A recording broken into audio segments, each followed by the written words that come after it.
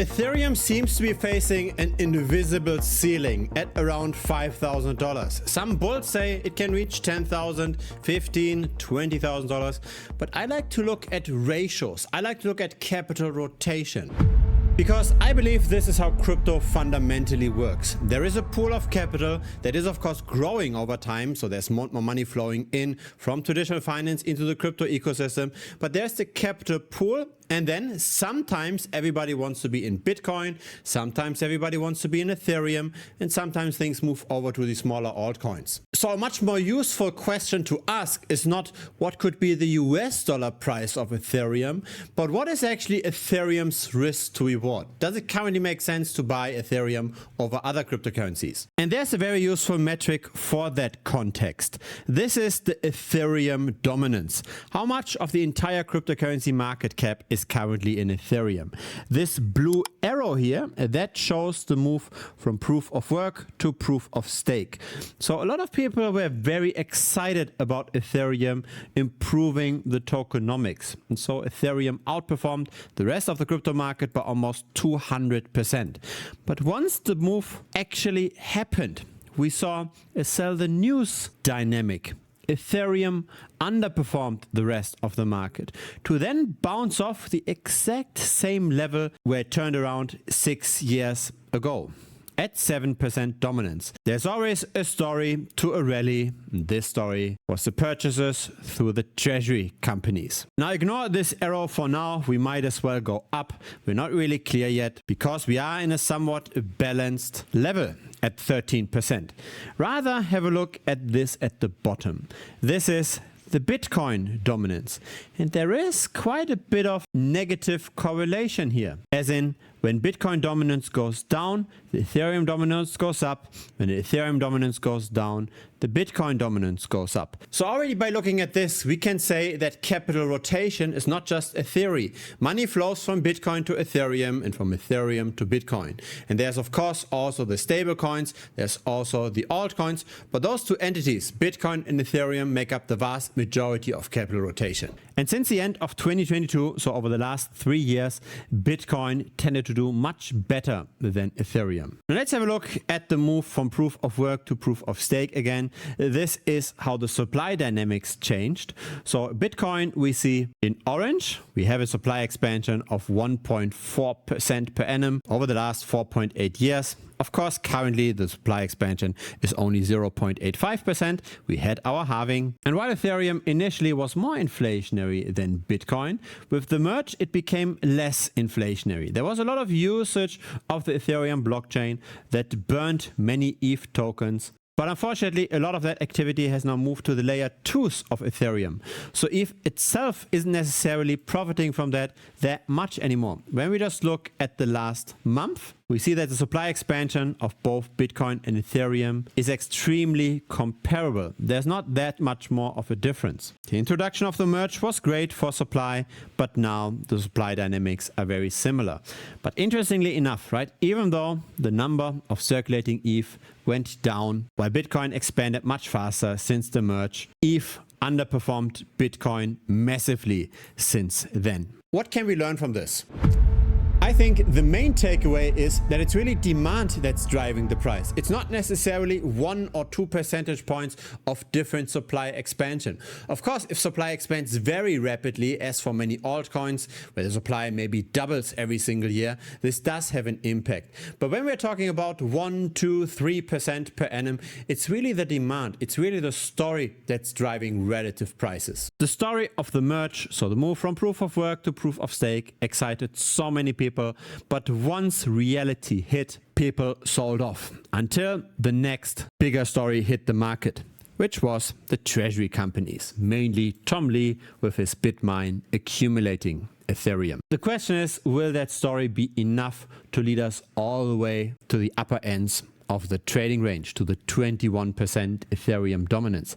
That's yet to be seen. Historically, we only really saw massive Bitcoin sell-offs once the Bitcoin dominance hit 73%. So when this is crashing down, one could call this altcoin season. We've seen a little bit of a dip over here. This was when Solana Memecoin trading picked up, and we saw another dip over here. This is the Ethereum treasury company rally. So rally for Ethereum, of course not a rally for the Bitcoin dominance. And you can see implied by those arrows where I think the journey will lead us. We are likely going to go back to historical heights in the Bitcoin dominance. Now, why do I think so? I think so because there's only two reasons why people buy into altcoins or into risky cryptos in general.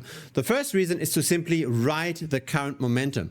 If currently altcoins outperform the rest of the market, then the word spreads, more and more people come into the space and the altcoins continue to rally. So if you're already in positive momentum, that tends to reinforce itself. So that's reason number one. Reason number two is that the altcoins are just historically that cheap that it might make sense to be contrarian, because again, it's very hard to go through 70, 80, 90, maybe even 90+% losses when we are not in altcoin season. So if we don't time altcoin season right, then the losses are very severe. So we can only buy into the altcoins in a contrarian manner if they are really historically extremely cheap. Now, there are more measures than just Bitcoin dominance to time the altcoin market. We're going to go through this in this video. Now, there's a lot of capital flowing from Ethereum to Bitcoin and from Bitcoin to Ethereum, right? Those charts move opposite to one another. But let's just add up the Ethereum dominance with the Bitcoin dominance. So how much capital is currently in the big two relative to the rest of the market? Interestingly enough, we get again a trading range. When this is very high, then people are mainly in Bitcoin and Ethereum, and it makes sense to buy the altcoins. When this is very low, then people are mainly in the altcoins, and it makes sense to be rather risk off again and get into the big two. Now, currently we are somewhat balanced. We are slightly above the historical average, which is this dotted line. Does it make sense to already take on the risk of buying the altcoins when we are not yet at the historical heights, which, by the way, to be at around 82% dominance. The low is at around 58% dominance. So again, that's Bitcoin plus Ethereum. Now compare this with this line here at the bottom. What we're seeing here is the others dominance. And lo and behold, we see again capital rotation activity. So money flows from Bitcoin plus Ethereum into the altcoins, or it flows from the altcoins into Bitcoin and Ethereum. And since the beginning of 2022, we have seen the altcoins bleed versus Bitcoin and Ethereum. They went down by 65%. They underperformed in terms of market cap, in terms of price, even much more. And so this bleeding could continue, right? We are not yet at extreme levels. We might see Bitcoin and Ethereum taking on more and more market share. And we are probably not yet at maximum pain for the altcoins. This is how I interpret the data. So really, I think it's very important not to just look at US dollar prices. It's much more important to make decisions. Should we be in A or in B or in C, and what kind of asset is currently historically cheap or expensive? This is how we also bought into Ethereum in the middle of April of this year. Ethereum dominance was simply so low that it was a good bet at the time. We of course had no idea that Tom Lee of BitMine would buy Ethereum, but simply when we are in a historical trading range at an extreme level, it might make sense to take a shot. And that's what we did over here. And in the same way, one could make the argument that it might make sense to take a shot at the altcoins again once Bitcoin plus Ethereum is at historically elevated levels again. What I find fascinating is when we look at the Bitcoin treasury company balances. This really accelerated in November of 2024. When we then also add the ETF balance, right? So there's now the Bitcoin ETFs that started in January of 2024. So really, Wall Street is buying since January of 2024. And we don't just have Bitcoin, now we've also got Ethereum treasury companies and Ethereum ETFs. But really, the whole trend started, at least in a significant manner, in January of last year. When we look at Bitcoin plus Ethereum since January of last year, we actually didn't see that much outperformance, interestingly enough. The dominance only went from 69% to 73%. So what that means is that a lot of the capital that gets deployed directly through Wall Street into Bitcoin and Ethereum does find its way into the altcoins as well. Yes, the altcoins, relatively speaking, are underperforming, but in US dollars, they are still profiting from the effect. Since the beginning of 2024, the altcoin market cap went up by 220%. And I'd argue this was not demand specifically for the altcoins. This was demand for Bitcoin and Ethereum through the ETFs that pushed up the altcoin prices as well. They did not outperform, but at least there was a bit of a trickle down effect. And so it's just so fascinating how many of those charts have very clear trading ranges. This is now Bitcoin divided by Ethereum, and we are very close to the historical average. That's a dotted line. And only time will tell if the treasury company story can push Ethereum even further against Bitcoin. I don't think so. I think Bitcoin has a better shot of outperforming from here. We might see a turnaround and the market rather getting more risk off again, because I believe that the purchases through the ETFs and the treasury companies is actually more consistent for Bitcoin than it is for Ethereum. Because the problem with Ethereum is that it's really just Bitmain that's currently buying. All the other treasury companies have already stopped their purchases since beginning of September. Now, how does the capital trickle down to those smaller altcoins? Is it that many people just make gains with Bitcoin and Ethereum, and then they take those gains and then they buy the altcoins with it? And is that the reason why many altcoins go up in US dollars? I don't think so. I think it's actually coupling directly in liquidity pools that's pushing up altcoin prices. I've talked about it in the past, but many altcoins get priced in Ethereum, not in US dollars. In other words, when Ethereum goes up by 10%, then all of those altcoins automatically also go up by 10% without a single trade happening on chain. So really, when altcoins are priced in Ethereum, not in US dollars, then the Ethereum price has a direct impact on the altcoins. And so have a look at this. This is total 3 ES divided by Ethereum. So this is the altcoin market cap excluding the stablecoins relative to Ethereum. Sometimes people are risk on and they want to be in altcoins, and sometimes people trade away from the altcoins back into Ethereum. And then this ratio drops by around 70%. I do think there's a good case to be made that the altcoins will continue to bleed versus Ethereum. So again, my base case currently is that the market is getting more and more risk off. So Bitcoin will outperform, Ethereum will perform a bit less, and the altcoins will perform the worst. All of them could go up in US dollars if there's simply enough inflows into the ecosystem. But when it's about opportunity cost, right, where do I put my money? I think it makes most sense to get into Bitcoin, because here the inflows from Wall Street are the most constant. Now, isn't it fascinating how for most altcoins the movements to the upside tend to be much faster compared to the movements to the downside? We shoot up and then over a long time we trickle down. Here's the example of Dogecoin relative to the others market cap. So when there's news, when there's a lot of attention, the Dogecoin price shoots up within 1 or 2 days to then come back down over several months. We're seeing the same for the Trump token. We shoot up. This was the announcement of the dinner. And then subsequently, we come back down. There is a difference though between Dogecoin and the Trump token once we zoom out. So again, this is Trump relative to the others market cap. So the market cap of all of these smaller altcoins, and here is Dogecoin relative to the others market cap. So while we do have our pump and dumps in both cryptocurrencies, the long-term trend is very different, as in Dogecoin just goes with the overall market. It simply just trades in a somewhat constant range, while Trump tends to long-term underperform. And there is a fundamental reason why Trump underperforms long-term, and that is tokenomics. It's new tokens that hit the market over time. Have a look at the following data. This is the number of Trump tokens that get released over time. We started off with 200 million. Now we are at 363 million. So it's the early investors, it's the team, etc. that cashes out over time. And that selling pressure, those vesting unlocks, that dumping on retail, that's what's creating the long-term underperformance. Now, some people say that markets are efficient and that everything is already priced in, but I don't think those charts show that. There is inefficiency, and we can simply turn this around.